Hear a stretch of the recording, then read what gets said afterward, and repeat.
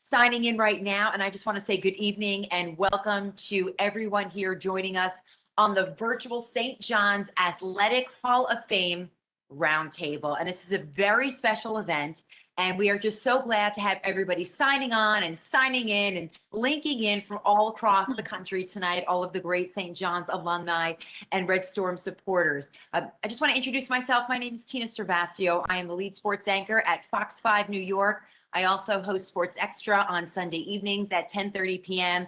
And I'm just so honored to be the host and moderator tonight for this really exciting and just iconic roundtable. I've so enjoyed interviewing St. John's athletes and coaches over the last couple of years. I have even been on the sidelines of some of the men's basketball games on campus and at MSG for CBS Sports Network. So I just thank everyone for having me here tonight.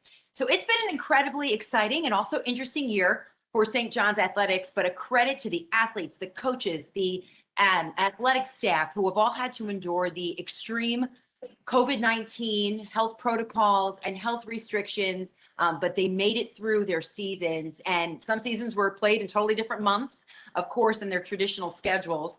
And surely it's all because of the legacy of St. John's athletics, that the university was just so dedicated to making sure that student athletes had an opportunity to play while staying safe. Now, tonight we are going to talk about so much of the history and memory-making moments in St. John's sports with some of the absolute greatest athletes and coaches to call St. John's their home. And the most iconic and revered of them all, of course, Coach Lou Carnesecca. He does have a very special message for all of you, for everyone joining in tonight, everyone that registered. And in order to hear that, we will have a live link right in the chat feature right here on the WebEx. So you can click on that now, or I would actually suggest copying it because you're going to miss some of our live welcomes and our live messages that are coming up immediately here. If you registered, you may have already received an email as well, and that will provide you with a link. You can also go to the St. John's Athletic YouTube page. It'll be there so you could hear Coach Lou. And we just, of course, want to thank Lou Carnesecca and wish him the best always. We're so grateful for his continued health and his continued passion for all of the St. John's sports teams. And we thank him for sending a special message tonight. And now, joining us virtually but live, St. John's Director of Athletics, Mike Cragg. And by the way, a congratulations is in order as Mike just signed a brand new contract extension, and it is well deserved. In his first 3 years in Queens, the Red Storm won 4 Big East championships, with several of the teams participating in national postseason competition. The St. John's student athletes also just continue to shine in the classroom as well under Craig's leadership. They've earned numerous awards from the NCAA in academics, and Craig's direction also goes beyond the courts and fields with his initiatives on culture and social justice, helping advance the university's commitment to anti-racism, social justice, and equality. So everyone, please welcome St. John's Director of Athletics, Mike Cragg. Go ahead, Mike. The floor is yours. All right. Thank you, Tina. Appreciate that. And you read it just like I wrote it, all the nice things. So, no, this is like you just said, it's about our student athletes. And I just can't help but keep smiling when I look around the panel and my 1800th Brady Bunch session of the last 14 months and just seeing these legends and all be together. You know, the one thing that I think we've mastered is use of technology. And for us all to be together, we couldn't have done this 2 years ago. And it seems normal now, and it's special. It makes for special nights like this. And I can't wait to hear the stories. And, you know, one thing about athletics, it goes back to relationships. And I know the stories that they're going to tell about St. John's and the questions our alums may have. It just speaks volumes to the power of the institution and the mission of our university and bringing people together. And that's what sports does, is brings people together and creates memories, creates relationships. And so we are so honored to be a part of that. My role as the athletic director, I'm going to have Coach Anderson talk with up next. I don't know if Tina, you were going to read something on him too, so I won't get into the deep discussion, but But obviously, we couldn't be more thrilled with the leadership of our basketball program. As you mentioned, the history of our basketball program, when I see Bill and coaches here, and I watched Coach Carnesecca's welcome earlier, and it warms your heart. We have a very, very special place, and so it's just great to have all our alums together, and those that weren't here, to be able to come back this fall when our campus is open. We have great things ahead, many, many, many great things ahead. But I'll be short tonight and just say thank you to all the panelists. Thank you all for what you've done for St. John's, and I look forward to hearing the stories. I get to see Kathy every day in person, so it's A little boring. we have an amazing history right there, and Coach Kaiser as well. Not in my same office, but I get to see him too, and pretty special group. And so I look forward to hearing all the stories. And Coach Anderson, thanks again for all your leadership and building young men and our program, being a great representative of our university as well. So Tina, take it away. Thank you, Mike. So as Mike mentioned, up next, the head men's basketball coach, Mike Anderson, and another congratulations going out to Coach Anderson as well with his well-deserved long-term extension, new contract that he has signed as well. And of course, named Big East Conference Coach of the Year, and also in his first years delivering consecutive winning seasons. Like I said, in his first 2 years with the team. This past season, again, enduring these incredible health protocols, Coach Anderson led the Red Storm to a 16-11 record, going 10-9 in the conference. And this was after, by the way, I love when people can, when the critics come out and St. John's was picked to be 9th in the preseason coaches poll, and you come out and play and have a season like you guys did. Well, keep in mind, like I said, the players had to deal with isolation and the COVID protocols. And it was just incredible that the basketball team finished with a league record over 500 for the first time since the 2014-15 season. So great to see you, Coach Anderson. Welcome. And I know you have a message for, of course, all of our alumni that are joining us here tonight, and you're going to update us on the team as well. Coach, take it away. I'll be real quick. And first of all, it's great to be amongst this company, man. I didn't know until I looked at the panel list there, man. These are all Hall of Fame. So we're in great, great company, Mike. And congratulations to you guys. And thank you guys for what all you guys do as you continue to spread the word about St. John's. And to Coach Carnosaka, appreciate the shout out in the video. And it's an honor for me to be in that seat as head coach at St. John's. The seat gets hot at times, but that's okay. I can handle that. But with that being said, it is certainly an honor, and I believe the best is yet to come. Have an opportunity to I used to talk to Coach Carnesecca probably once a week now, all of a sudden now. And the last conversation I remember having with him was, congratulations on, when I got renewed the contract. And the last thing he said was, go get some players. So that's what I've been doing, trying to get some players. The big word nowadays is transfer portal. You look at our basketball team; it's going to be a new team for the most part. And for me, when I say that, we got when I look at our team, we got some work to do, but I think we got something to work with. And of course, coming back, a bigger key is with Julian Champagne. We know he's testing the waters, which I think he needs to do that. But you also got another possibly all-conference type player that's coming back in Posh Alexander, Dylan Wusu. And then I talk about the guys. We got some transfers coming in. And these guys come from winning programs. Aaron Wheeler from Purdue. You have Steph Smith from Vermont, a guy that came here and they stole a win here in Carnesecca Arena.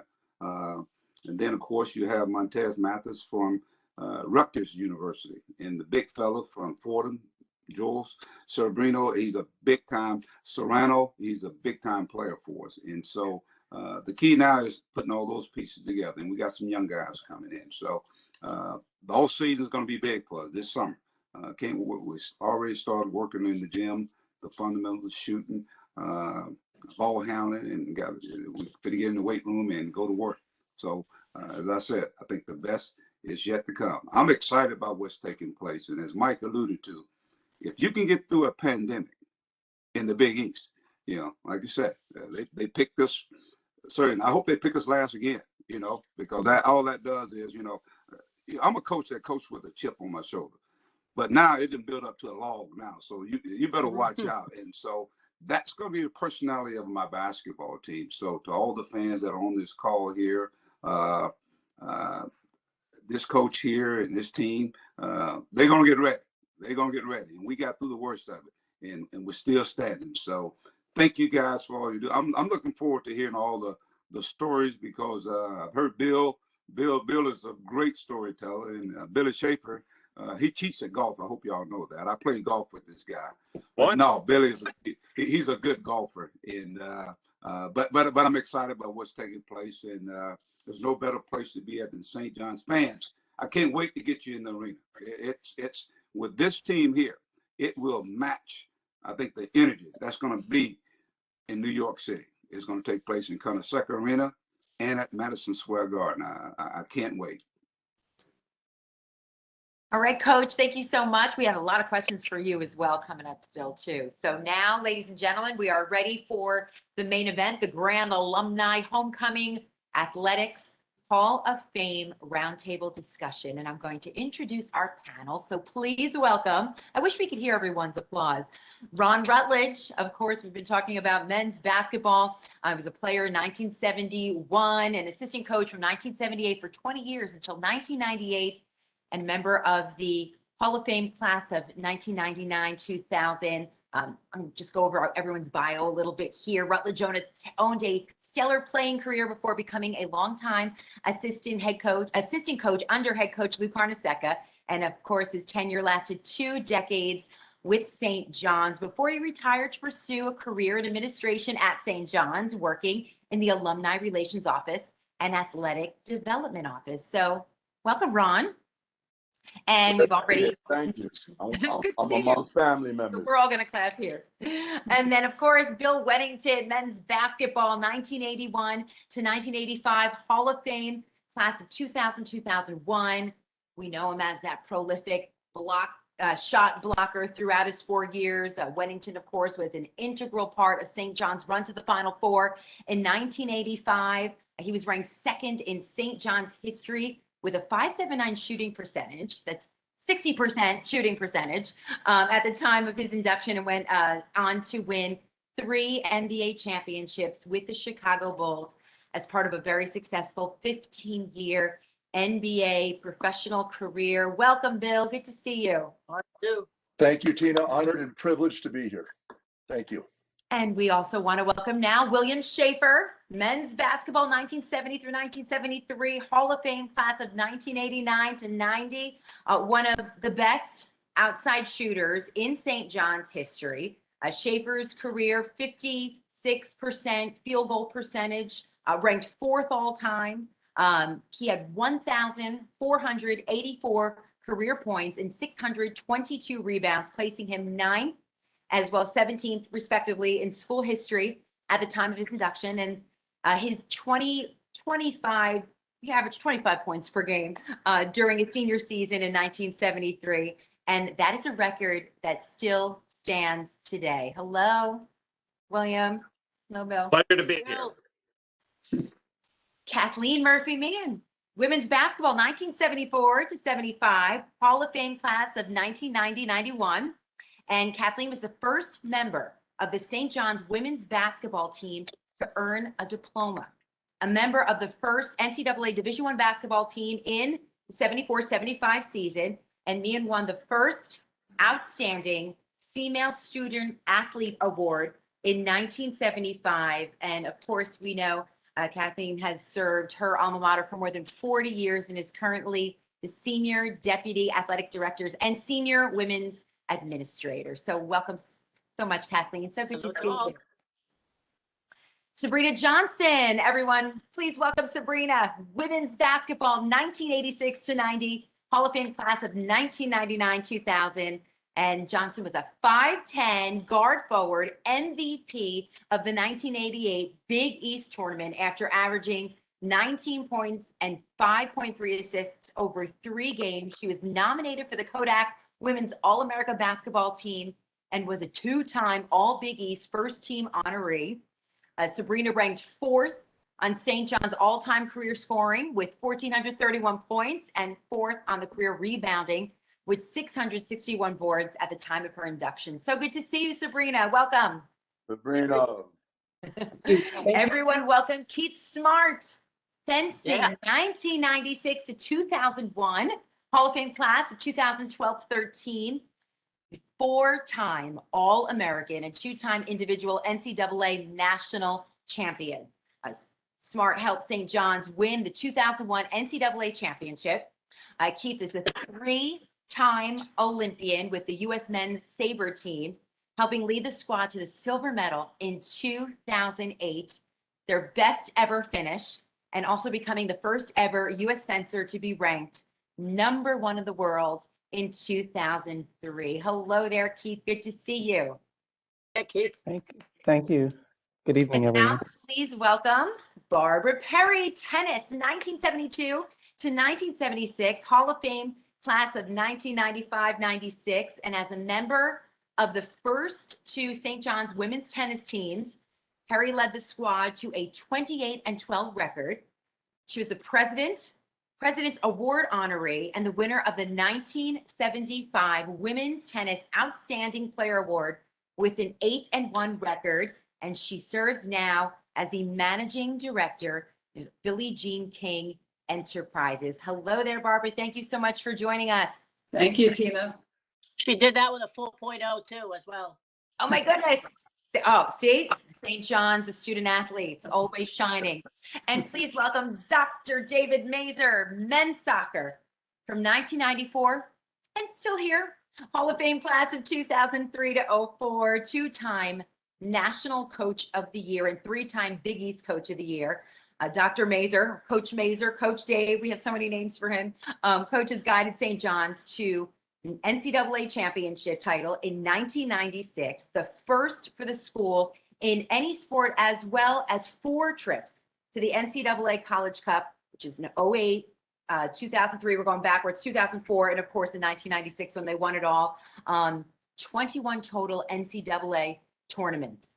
And as a head coach, Coach Masur has led the Red Storm to 9 Big East tournament crowns, as well as 6 Big East regular season titles. Dr. David Masur, Coach, great to see you here. Thank you for, Thank you. we know you're on a schedule. That's okay. Thank you, Tina. It's very nice introduction. Okay, so let's get to the questions. And also, I just want to mention, John Franco was supposed to be here tonight. Unfortunately, he had a little conflict with his schedule, so we had to go to that. But of course, we know him from men's baseball and the Mets, and one of our other, of course, Hall of Fame class of 1997, 98. So John, of course, is sorry that he couldn't join us here tonight, but he's with us in spirit. All right, so I'm going to just ask a couple questions. And you know what? If any of our panelists want to chime in or follow up with a question, just cut me off and you can ask each other questions, because I know a lot of you haven't seen each other in a while, or it's a first chance to talk, or we might stir up a memory. So feel free to ask your questions to the other Hall of Fame panelists as well. But let's start with Ron. I'm here. So Ron, what is your favorite Coach Carnesecca story, since we've been talking about Coach? Wow. Wow. Stories. There's so many. One of them had to deal with a young man named Walter Berry. And after 2 weeks of practice, Bill, you remember this. Coach used to keep stats after every practice. So he calls me over and said, "Get Berry and let's go into the locker room." And he answered Walter. I said, "Walter, are you supposed to be the great Walter Berry?" 2 weeks, he puts his glass down on his, look at the stats and say, 12 points, okay. 3 rebounds, okay. And then Walter looks at Coach and said, "Coach, did the season start?"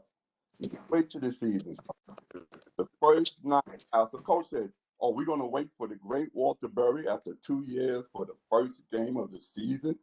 Okay. The first night out, 21-14. Do I need to say any more about that? Thank you so much, Ron. So, Bill, let's stick with some little basketball here. Bill, why did you choose St. John's? I thought well, I just moved to New York 2 years prior from Canada, and my family was in Long Island.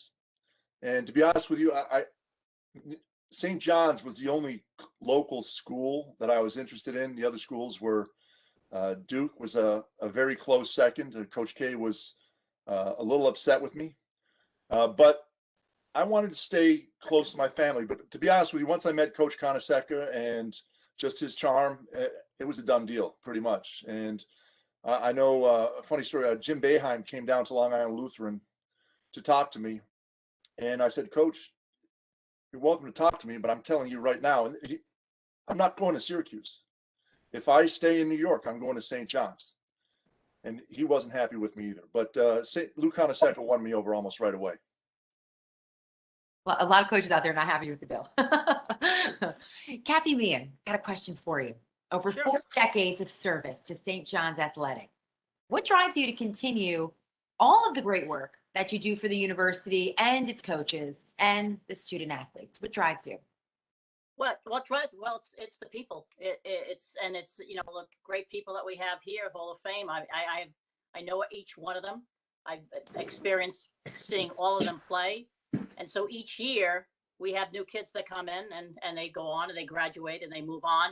But what drives me each year is that every year is different, and while the names change, it's still the enthusiasm of the players and the competition and getting to see them grow and develop and mature and go on to be successful people like all of you right here. So that's what floats me. That's what gets me up every morning, and I'm never bored, and never feel like I'm going to work. Except this year, this pandemic. Really, that was rough. That was rough. Yeah, we all had to deal with a lot of those changes. But we're so glad you continue with that passion. So Sabrina, similar to Bill, I want to ask you just what has been so special about St. John's for you that made you just want to spend and play your collegiate career and spend your years in Queens? I think the best part of St. John's was the family aspect. At that time, when I attended St. John's, we didn't have any dorms. So the players lived close together. So we developed strong relationships with both the girls and the boys teams, the men's team.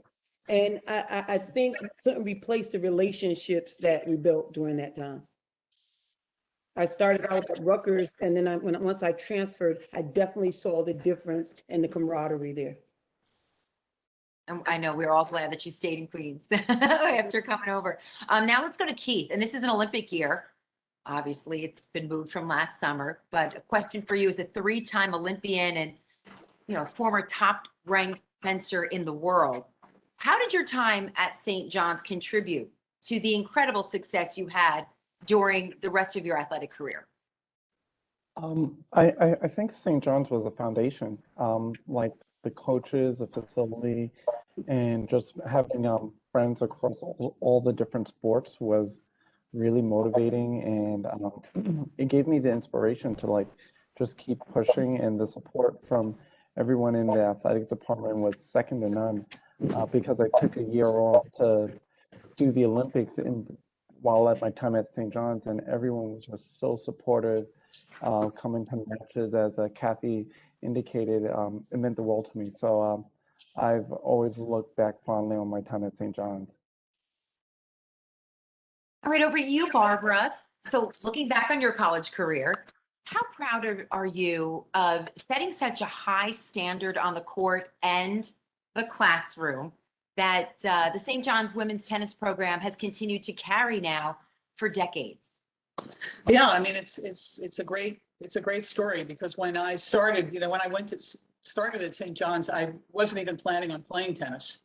I just, liked sports, and just on a whim one day, I was a sophomore at the time, tried out for the team, and then the rest, just kind of snowballed from there. So it was a great experience. The friends I made are still my best friends today.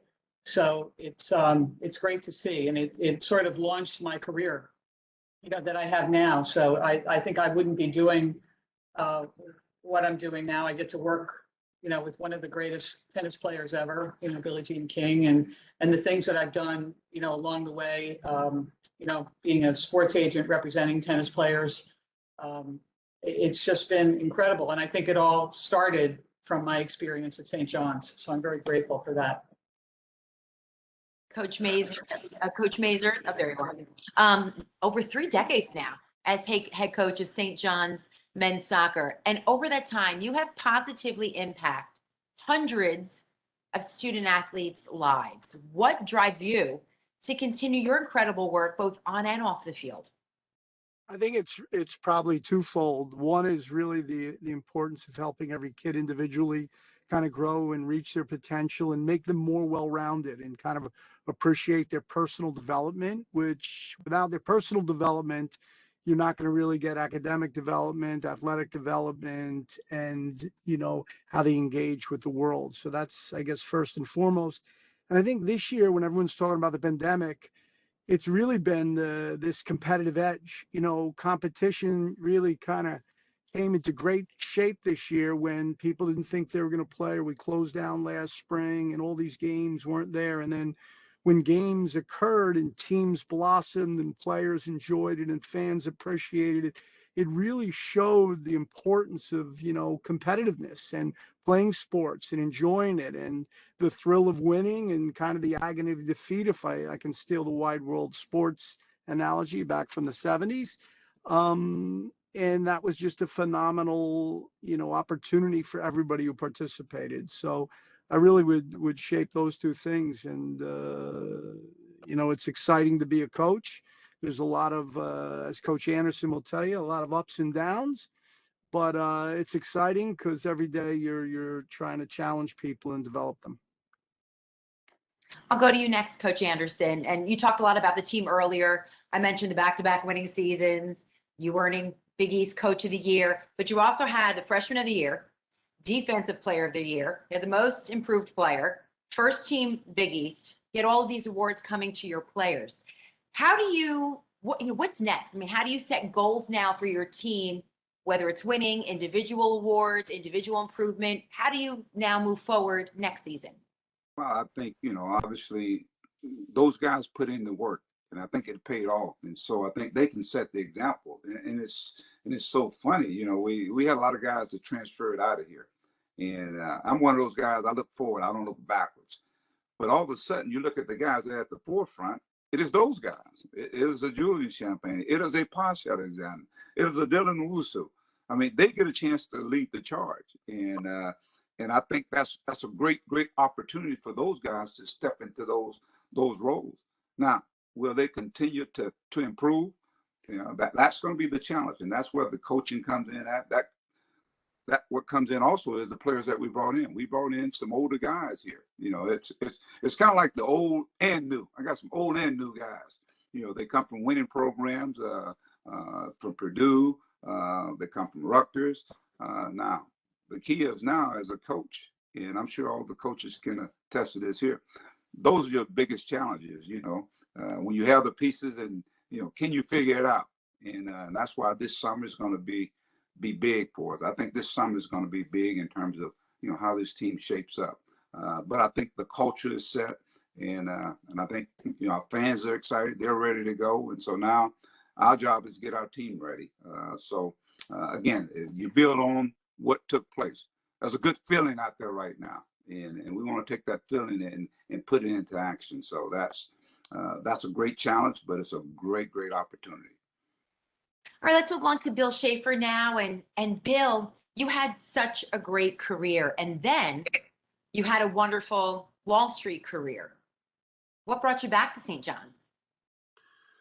Well, I think there's certain times in one's life where they realize that changing times in the Wall Street environment, what I was doing in that industry was I was selling institutional research, basically stock research. And you get to a point where it becomes a young man's game. At that particular stage, looking for a change of pace. There was a woman at St. John's, Catherine Camera, who thought it might be an interesting position to come back to St. John's and do alumni relations. I have a little history with the school. If you're old enough, you remember when I played. So it was a great connection and an engagement tool to work in the alumni relations area. And it's been 17 years since. And I've worn a number of hats at the university, including fundraising for the Tobin Business School, which I am doing currently. So it's fun to be back. The family atmosphere that I left in 1973 is there. Coach Kaiser, Coach Carnesecca are still around. So it was fabulous to come back and very fruitful. And Tina, if I could add too, that many of us have, our best friends from our times here too, but many of us met our spouses, and Bill's wife played basketball with me as well. And so we have a lot of family connections too, as well, either here and from before too. So that's what's been really, really, really special. We've all been blessed to be a part of that. And Billy, teammates, you could tell them how many years ago it was, Bill. I'm not saying. All I will leave you with is Ronnie had sticky fingers. The ball never left his hand. He seemed like he got a lot of shots up where everyone was waiting for a pass. But I don't want to go too deep into that. Bill, he was the first option. You remember that. Billy, he wasn't a good passer as a coach either. I can believe that. Boy. I can see we're stirring up stories here. This is great. This is what we wanted, this conversation. So as we're listening to all of this, I'm going to turn to Mike Cragg real quick. And Mike, we talked, just how over the last 3 years, you have laid this solid foundation for future success of Red Storm Athletics, as we hear so much about the history and the legacies that have been laid down by all of these people here. So what is your vision right now? What do you see as your vision now for the athletic department as we do move forward into the future? Well, for me, it's really what you just said, laying the foundation. It was laid long before I got here. I mean, the men and women on this panel laid the foundation, and they're leaders, they're coaches. And so for me coming here, it was about a brand that had already been established in the greatest city in our country, and the opportunity to, frankly, take it to another level across all our sports, all 17 sports. As members of the Big East in New York, I just feel like we have a championship level aspiration in every single sport, whether it's men's basketball, softball, women's tennis. And what I mean by that is competing for Big East championships. And we do that, we've done that. And then we have the very best in performance, in the classroom and in the community. And so it's really about amplifying those attributes that these men and women brought and built. And so it's been exciting for me, and to see our current generation. The thing I missed the most this year, and Kathy talked about it, is just the connection with our student athletes. It was missing. And I can't wait to have them back on campus and be in front of them. They saw us cheering, but we were the only ones in the building, or we were the only ones at the softball field. And it just was a missing element to the experience. I can't wait to have everybody back and connect. And what all of them have experienced, that you're hearing these stories, I think that was an element that was missing this year, and it was tough. And so I appreciate you, Tina, also bringing up Coach Anderson's team and how they got through the pandemic, Coach Masur's team getting through the pandemic, and it was a roller coaster ride. But one thing that we haven't mentioned, just one last thing about COVID, is our men's and women's basketball teams had 0 cases in our student athletes from when they arrived on campus in July to when they finished their season in March. And that's a proud record that our entire university should always celebrate and applaud, because they were committed to everything they did. It was hard, and that was winning this year. And so that's, when we say expect to win, and I talked about Big East championships and ultimately NCAA championships, like Keith is a champion. That's the level that we can do. Coach Masur's done that with our soccer program. Coach Anderson and I have talked lots of times. That's his goal, and we're going to get there.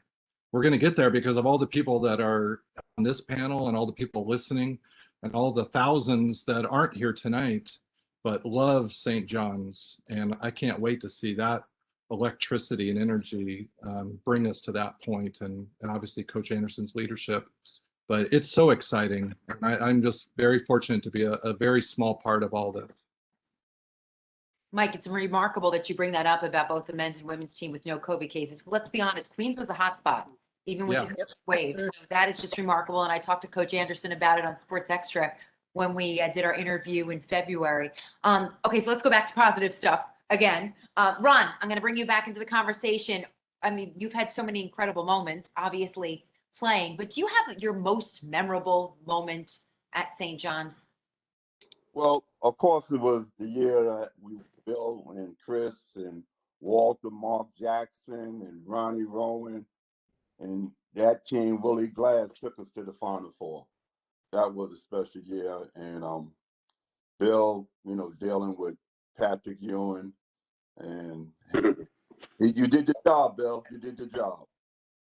I didn't do it by myself. That was a fun team. And Tina, to piggyback off of Ron, I've been fortunate enough to play on a lot of good teams, but I've also been on some teams that weren't successful. And one of the things that St. John's taught me early was the camaraderie of the team and how that team meshed together and played as one. And Coach just mentioned all the names. We were family. And to Sabrina's point earlier, it was the family atmosphere of that school and how everyone got along and how we'd all congregate in different guys' rooms every night on the road and just talking about silly stuff at the time that was going on. And it was just a lot of fun to be with your friends and to work with them on the battlefield. I was the same. There was no star who was the best. Who was just a great team that played well together, liked each other, and had a great opportunity. Earlier, Mike mentioned how all of you have laid the foundation. So Kathy, I'm going to go back to you with that. And just looking back, you have made such a major impact when you were an athlete and now at the rise of women's sports at the collegiate level. And not just at St. John's. I mean, we're talking big throughout the Big East and in throughout the NCAA. And just knowing that you were a member of the first women's basketball team here, just how proud are you of the success of Red Storm women's sports today? I'm very proud, and I'm very blessed to have been a part and be honored to be a part of the first women's basketball team and be part of the first time we started sports for women in 74, 75, and that was Jack Kaiser, who started that and gave me the opportunity. And I feel very blessed to be. I was around even before the NCAA was sponsoring sports for women. It was the AIAW. I can give you a lot of history lessons. So in that, and so it would be a part of the Big East started for men in 79 and we started for women in 82. So to be a part of that foundation and then the growth of all the additional sports. Now we have 10 sports for women, and to see them scholarship and performing at high levels and being successful. And again, the part of it, our graduation rate is off the charts. Our kids graduate, they do well in the community, they give back to the community, they give back and keep on giving back. And that's what I'm probably most proud of, is the successes of all of our people. And to be a part of all that is just a blessing for me. I mean, I've just been honored to be a part of that. All right, speaking of being a part of great teams and moments. Oh, did somebody want to chime in? Tina, just one thing. My wife played on the basketball teams that Kathy is referring, and I think the capacity of Carnesecca Arena was about 6,003. I think there were 3 of us in the stands at that time. So the growth of the women's programs and just the improvement that took place was remarkable. And I think it was from 1970, 71, where real huge changes came in, and it's just remarkable on how they've done. And I was just going to also add in, Tina, you mentioned Kathy's role and prominence on a national stage. She's very humble in not saying the impact she's had in all of college basketball, not only for women, but for men as well. And that, when I was at another school for a lot of years. I knew who Kathy Meehan was, and she has that role to this day. I mean, she's on conference calls with the NCAA, you know, championship committees, selection committees, you name it, she's on it. And that's selfless service. And that's for the betterment of all of our student athletes, not just at St. John's. And it's very important and appreciated that her role as a member of St. John's family on a national stage, it brings stature to St. John's. And so I know she's not gonna toot her own horn, but I wanted to do that. I can't play the horn. Yeah. That's okay. Yeah, it's a big deal, and it's big for St. John's. And so I really appreciate what she's done for all student athletes, not just St. John's. Bill, Like, Bree, you're on mute. I would like to add, when I was back in Connecticut, I can attest to how family is strong for Kathy, because I used to go sometimes a year or two without speaking to her, but I would call her back and say, listen, Kathy, I need this. And she would deliver. So I think she holds a place in like every student athlete. Like she said, she knows all of us. She's seen all of us play. I think she holds a place in all of our hearts because she is definitely a hard worker and she's dedicated to the family. Sabrina, thank you so much for that. I was going to ask you a question next because Bill Schaeffer mentioned earlier how the growth of women's basketball, we saw it in women's sports in general, started like in 1971. And then in 1988, you were the MVP of the Big East tournament. And that was one of 4 conference titles for the women's basketball program. When you go back, thinking back to that run, what are some of your fond memories of that season culminating with that Big East tournament? I think we had the underdog mentality. A lot of people didn't pick us to win the Big East tournament at that point. It had been years since we had. And I think the memories that I have was like going to Pittsburgh and playing in a game where we really had no chance, and then just to come out as winners. And I think the whole entire team worked hard. And I know Ron was talking about stories about Coach Carnesecca. I think he was probably the nicest male coach you would ever have, but sometimes he would rear his ugly head and we would be in there and he would let the girls basketball team watch right up until he needed to say a word that he didn't think was becoming of him or letting us girls listen to. So I think it was just so many things, watching the men, watching how hard they work, trying to emulate that, getting a lot of good advice from the coaching staff, both the men and the women. We had terrific coaches at that time. And so I think the best part of it was being around family. And I keep going back to that because St. John's is a family, and anybody who gets connected, they'll remember St. John's is definitely a family. The men's team and the women's team was very close back then. To this day, I know you have a great relationship with J-Dub, and he speaks of you every time I'm on the phone about how much you mean to him. And that relation goes back a long way. Exactly. And Jason too, he's still a member of St. John's. He loves St. John's, I think, more than anybody in the world. I've never heard anybody talk more highly of St. John's than Jason. And he still continues to support my son because he's playing basketball right now and just kind of give him advice and put him on the straight and narrow. So I appreciate all of St. John's. Well said. That's awesome. Coach Masur, I'm going to ask you a question now because I know you're working. You're where you're building your soccer team right now. And we talked about, I mean, your legacy, your 21 NCAA championships and the 4 college cups. And of course, the 1996 national championship. Do you ever take, I mean, because you're still building your team for this year and you're still recruiting and you're getting ready for next season.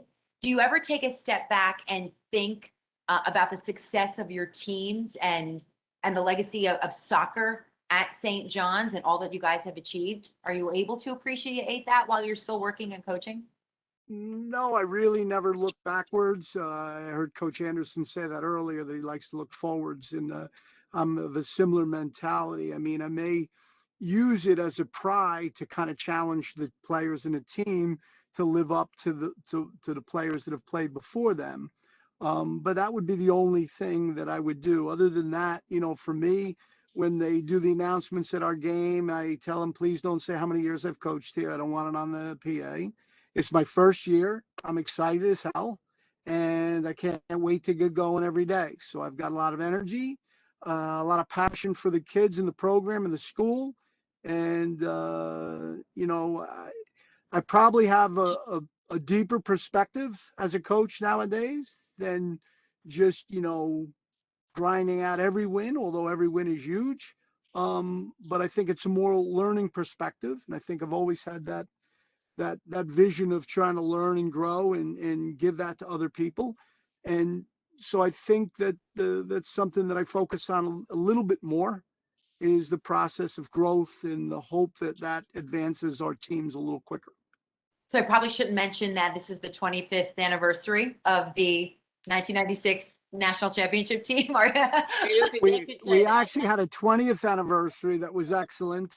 But through that, we have a lot of other teams that have won Big East championships, that have gone to the Final Four. And so I don't, sometimes I don't want them to feel neglected as well, right? They have to get their 15th anniversary, 10th anniversary, or whatever it is. But I do stay very close with all of our alumni. We had a great call during the pandemic that was set up, and we had about 80 different alums on it, and friends of the program. And it was that was a little bit of a trip down memory lane, like this is for a lot of us. But trips down memory lane are for a long time in the future.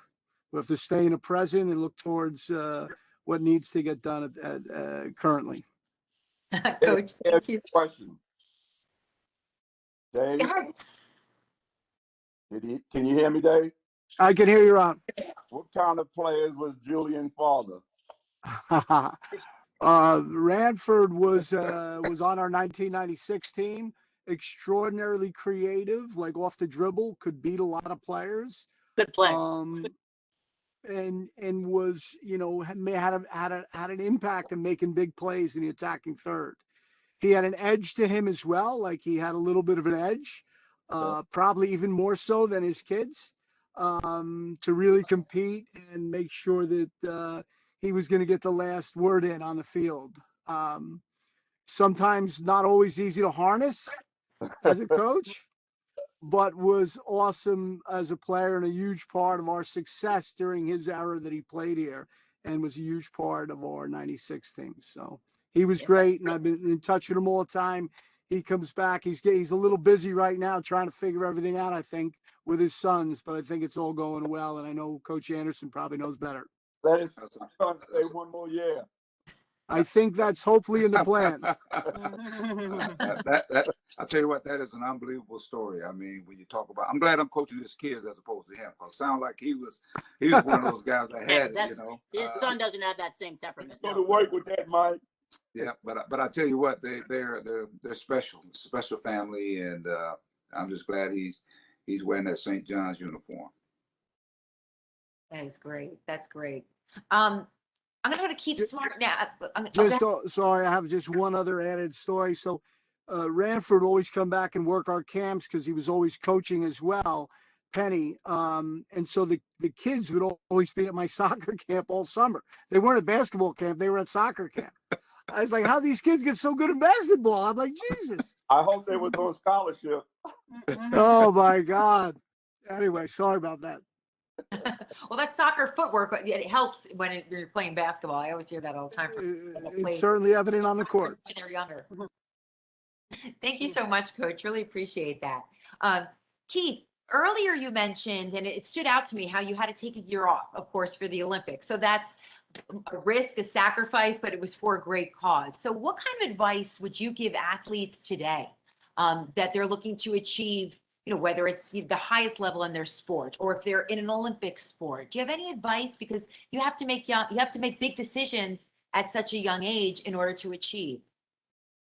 I think the most important thing is to really talk to your coaches and like the administrators and people like Coach Masur, Coach Anderson, that have seen a lot of different things, and like almost have your personal board of directors. And I think that's what was so great for me when I was at St. John's. I lived in the athletic department office, as Kathy might remember, and I was just bouncing ideas off of everyone, like what should I do? And the support that I received from the community was great, that I felt that there was no wrong decision. So taking a year off wasn't a really hard thing because I knew I had the support once I came back. So I'd recommend all athletes just really like go to their coaches and the administrators to like pick their brains so they get the best unbiased decisions. And those for you to know, though, Keith is you talked about humility before. Keith is one of the most humble people you're ever going to meet, and he is as successful a person as you could be, like, you know, now in his professional life. But to be number one in the world and to win win two national, well, won a national championship with a team, but a national champion in the Sabre. Sabre is a very tough event. Though people don't realize how difficult that is, and he now in the community works in the community too to spread the word and help kids learn about the sport and assist them in progressing in school too. Another student athlete, an outstanding community member too. So I want people to know that. Thank you, Thank Kathleen. you. Keith, how does Team USA look? How does the men's Sabre team look for this summer in Tokyo? I think it looks great. We have a St. John's alum, Darryl Homer, who's also an Olympic medalist who just qualified, and we're really excited because he won a silver medal in 2016, and he's training right now for 2021. So he's a top medal contender, and we have another St. John's alumni in Curtis Anderson, who recently qualified in men's epee. So the strong tradition of St. John's Olympic fencers continues on. So I'm excited to follow along. That's great. That's great intel. I can't wait to watch this summer. Let's see, Barbara. Now, earlier you mentioned just how St. John's, because of your foundation there and your experience there, how it led you to be part of the Billie Jean King Enterprises. Take us back a little bit more. Was there a time when you were either playing tennis in college or just in your classes alone? What inspired you in your path, either as an agent or to lead you to Billie Jean King? Yeah, it's a good question. Because I certainly, as I said, didn't see this coming. But I don't know. It's funny how people come in and out of your lives and can change things. But it's like I said, when I started at St. John's, it gave me, it sort of opened up the possibilities to me of things that I could do. And so after I left, I actually started as a coach at Wagner College because I was offered a job. So I was their head tennis coach, and I did that for a while. And I played tournaments. I played pro tournaments, and just to see how I would do. And then I realized that I wasn't going to make it on the pro tour, but the backstory interested me. The running of the events and all of that. So somehow I just got into to running some events, and that led me to IMG, where I worked for many years, and that that really changed a lot of things as well, and that's how I met Billie Jean. And but it's interesting, meeting someone like her, and then all these other top athletes. You learn a lot from them, and I think some on this panel, you've all had those experiences with working with these people who are at a very high level and really driven. And that, that just teaches you a lot. It teaches me a lot when like Billie Jean is so very intense. I think that's pretty obvious. And, it's just always just never giving up and just being relentless and persevering. And that's the things. And, she's 77 years old right now and not slowing down at all. And still wanting to do things. So we, we're as an example, we're trying to help the women's hockey players now start a tour, a viable tour, things like that. And she has so much experience with doing things like that because she basically created pro tennis and the women's pro game as it is today. I mean, she started it. She started a lot of things, but that's probably one of the biggest. So we're still trying to do things like that. And it's really fun. And, again, I think it just goes back to my years at St. John's. We were starting, we were at the start of something with women's tennis. It wasn't too organized. We were sort of getting it together. And then it became, we had a great team. We had a lot of fun together. we had so much support from the athletic department. And I think that really helped us, you know, to get going. And so I see that now when I'm starting things. It's a little bit of that memory that comes through. Thank you. Do we have a couple more minutes? Because we have a few questions from some of our participants, some of the alumni that are logged in. And I'll throw those out we'll go through these quickly maybe before we wrap things up. And this is specifically, this comes from Cheese, former women's basketball player. Yes, and it's for Kathy. You're Kathy. So Kathy, I'm going to read this exactly how Cheese sent this in. Oh boy. You were playing basketball.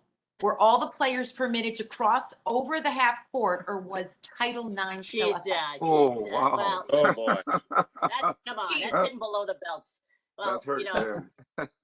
when I started, you couldn't cross over. Well, I was allowed to cross over because I was a rover, but it was basically it was 3 dribbles and you had to pass. That's how far back I went. So, Cheese, thanks for the shout out there. Okay.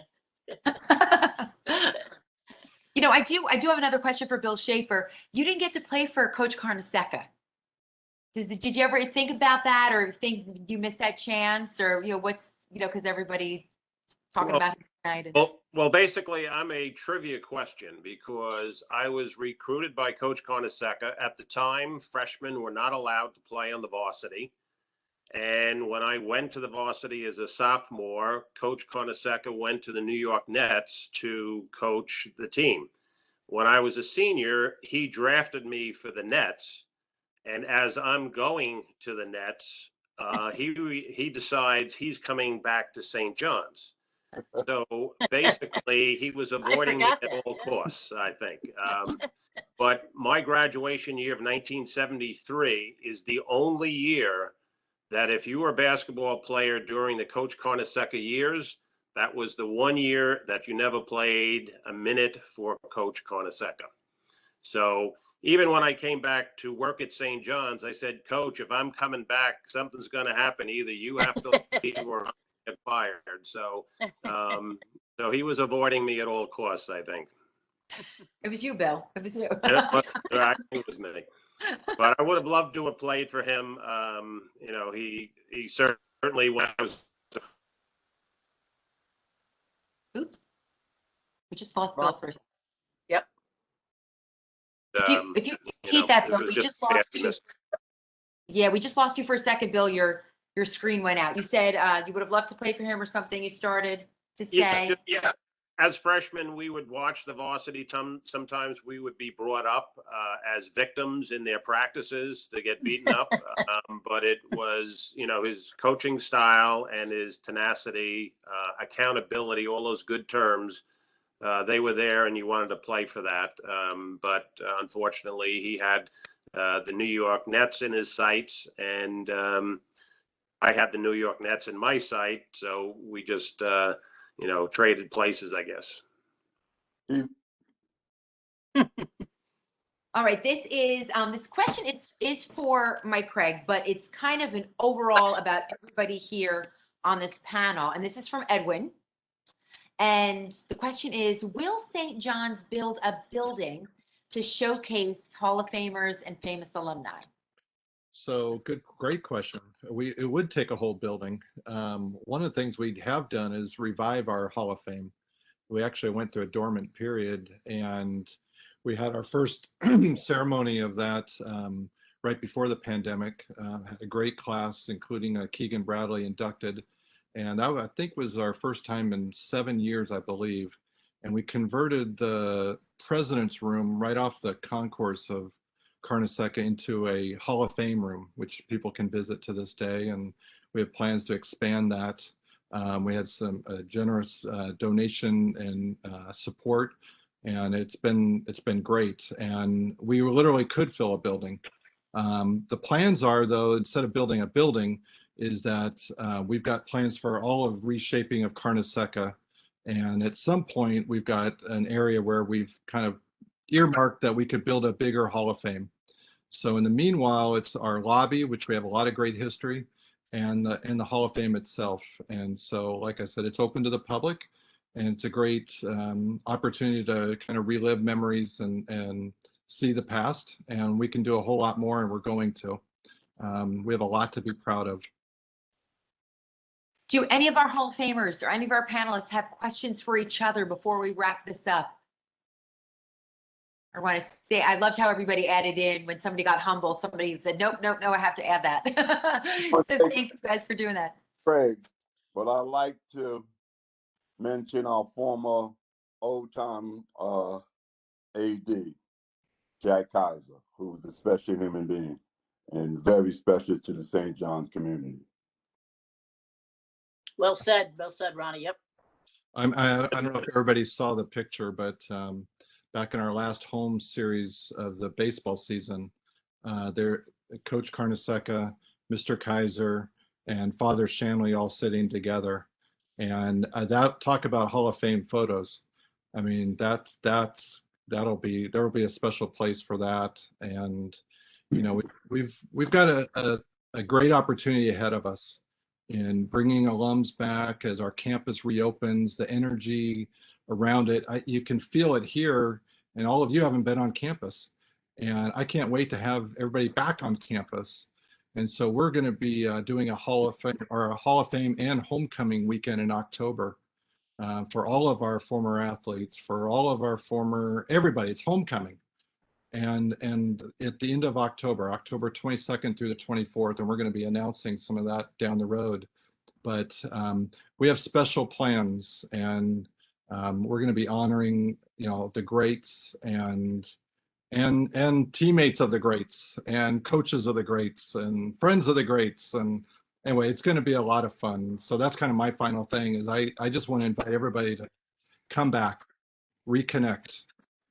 You're going to be so proud of your school when you see it again. And you know, I can feel it through the screen, but there's nothing like hugging and kissing the ground back on campus in Queens. And we look forward to hosting everybody again really soon doing that. If I could just add one additional thought, Ronnie mentioned Coach Kaiser. He obviously was a great baseball coach. He was a great AD. Let's not forget, he was one of the pillars of the Big East with Dave Gavitt at Providence. But more importantly, other than those things, he is really a role model. You would see him in his everyday activities, and you wanted to, you know, really mold yourself after his personality and the way he dealt with people. So he doesn't really get as enough credit as he should. He's one great role model. Excellent point, Bill. Absolutely.